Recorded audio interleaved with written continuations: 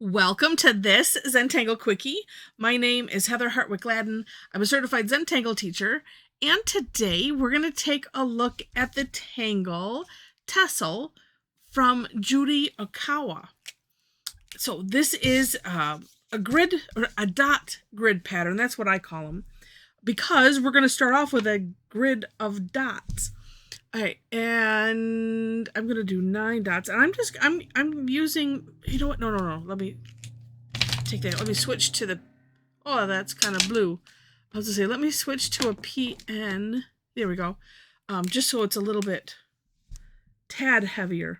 Okay, but not too heavy. Okay, so we're gonna start with a dot in the middle, and I'm just using the pen that I'm gonna draw the lines with because I want the these dots to blend in to what I'm doing. And let me get a good view here. There we go.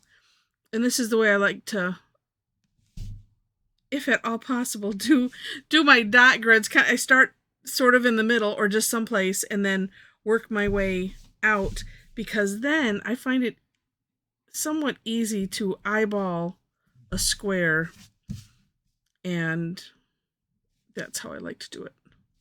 You can do it however you wish to do it. I always, if I try to do it in a row, it seems like I end up with one dimension and then it either expands or it contracts. So it gets either bigger or smaller as I go. And if I wanted to create that kind of a, what do they call that? Oh, I forget the word, where it looks like it's getting bigger or smaller. If I wanted to do it, it wouldn't work. So anyway. But this does seem to help. And then using just tapping the point of your pen in carefully, it just works nice. I used to do, where it was just like this, and I would fill in a little dot, and that just, besides it just, I don't know, that gets annoying to me. And I like tedious things. So, all right, next, we're gonna do some. Really, this is just made up of C-shaped curve lines, sets of 2. So focusing first on, pick a square of 4 dots. And here in the upper left, and going in towards the center of those 4 dots, a nice little curve line from both dots on that side. Then this side, same thing. And I'm not going to turn it, because when I turn it, even though I like to use the natural curve of my hand, for some reason, I keep wanting to make these go the wrong direction. It would still be fine, but for demonstration purposes, that's not good. All right, so it's kind of like the beginning of an hourglass, sort of, right? And this one, we're going to alternate. So if you were doing it on a larger scale, you could, so this 4, then this 4 skip, the next 4, but each group of 4 is sharing, that set of dots. So for this one, you could also go diagonal, and that's what we'll do here. So we're going to do the same thing.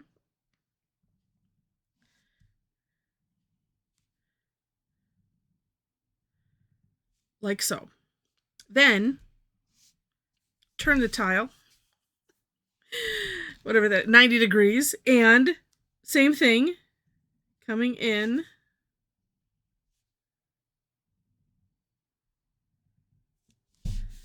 And then down here,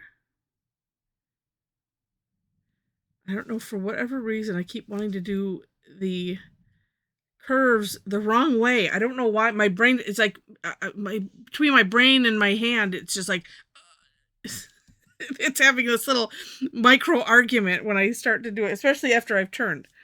Okay. And then we finish it off with these open ends, right?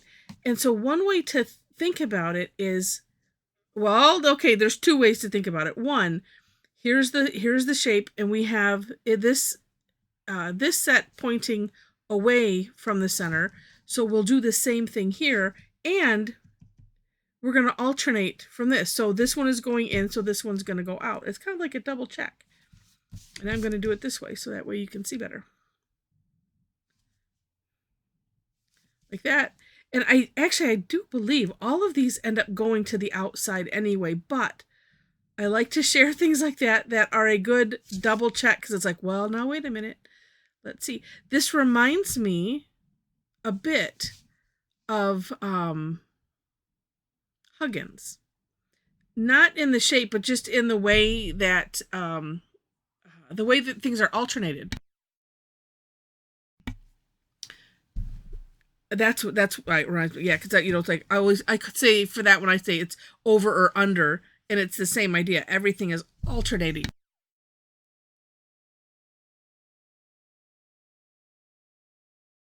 Okay, now that's it. Now it's just playtime. All right. And so many ways that you could have fun with this. One of the first things I'm going to do, because I like Judy's sample, and it looks like, and what she did, and she did a border.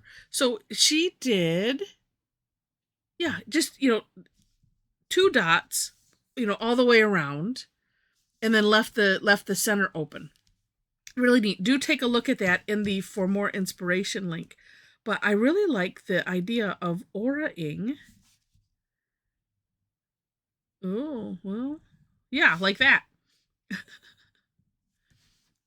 And aura-ing the whole thing. I just like that idea. And, you just follow the contour as best you can. If it ends up kind of going awry, you always have the option of filling in that aura section, either solid, or could do it with, you could put stripes in there. You could fill it in with orbs, whatever floats your boat. Oh, I like that a lot. Okay, and then I was having this thought, because I did something completely different than Judy did in my version of the step out, so do take a look at that as far as the decorating goes. And that prompted, I think that prompted this thought. I'm going to do it similar, but let's see. Let's take these two. I'm just going to draw a line here in between. Now, I'm going to do crosswise the same, and then decide what I want to do here. But I really like doing these kind of fan shapes.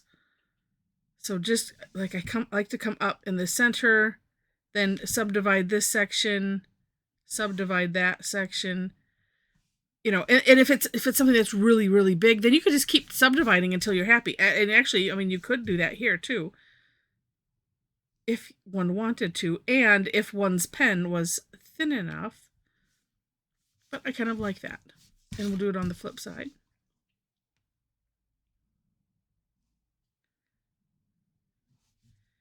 And what's neat is this could take on, then I don't do what I just said that I like to do there. Okay, I made it up to myself.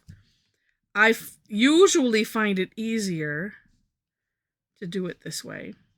And then it can kind of be more uniform. I say kind of because it's never perfect, and that's what we want. Okay. Honestly, I could do that with all 4, and maybe I will. Let's see. On my version, I aura'd the inside and then basically did the same thing.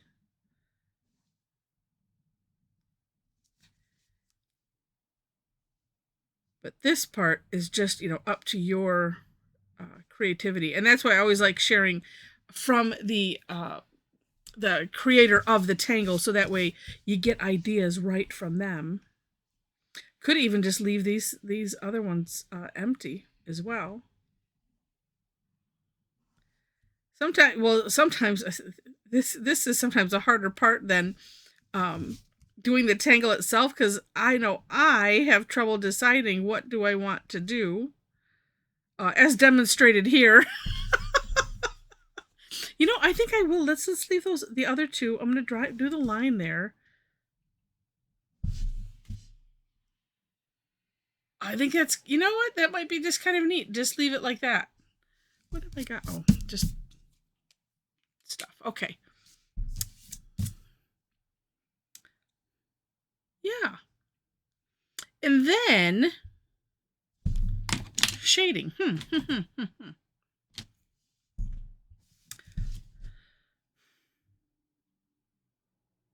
Yeah, that's a deciding factor too. Well, let's, you know what?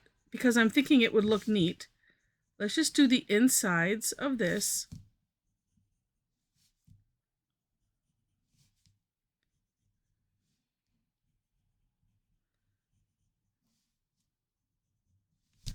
Do one, see what it looks like.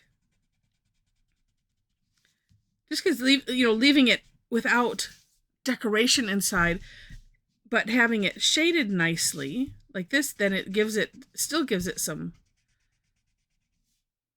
character like that. Makes it look poofy. Ooh, and I might leave the other ones just as they are. Ooh. That's one reason that I like to do these things in stages. It's sometimes it seems silly, but I don't know. It's just the way I like to roll.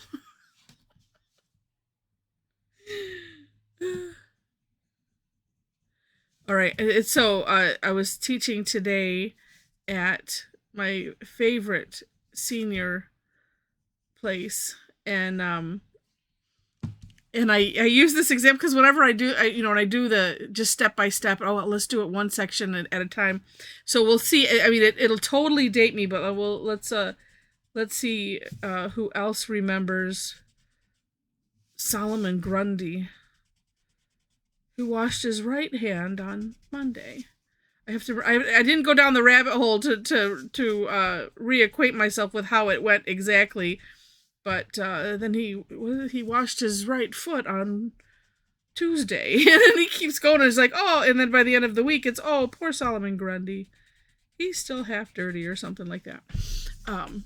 So that goes through my head whenever I say that. We'll see if you remember that from your childhood. Let me know. So that's kind of interesting, right? Just having those two bits shaded. Huh. Could do that. Then I could also, because we can do what we want, we can shade these just differently. Because it is screaming to be shaded. However, I don't want to do it the same because the way the lines are, it's not the same.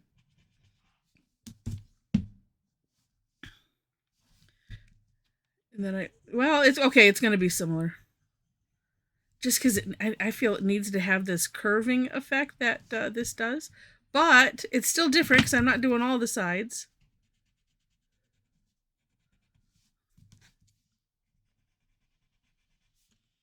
Like that.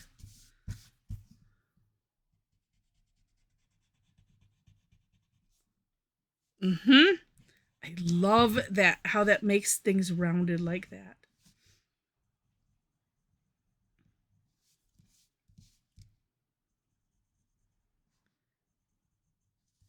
And sometimes I worry about, putting right next to another section where I've done shading already and where it's not going to, where it might not have that same effect, but it still does. And I could always go darker one way or the other with it.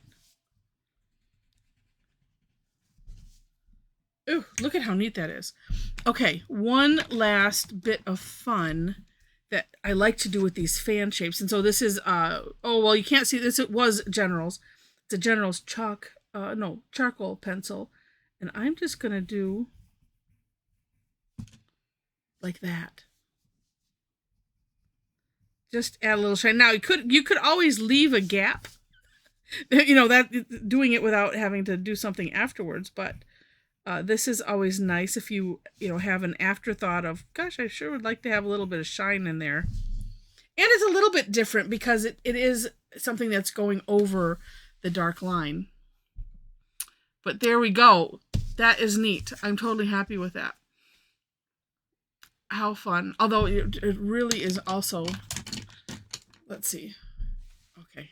Well, as I tell you about the other stuff, I already mentioned the description section because this is also screaming at me to pop this out a little bit.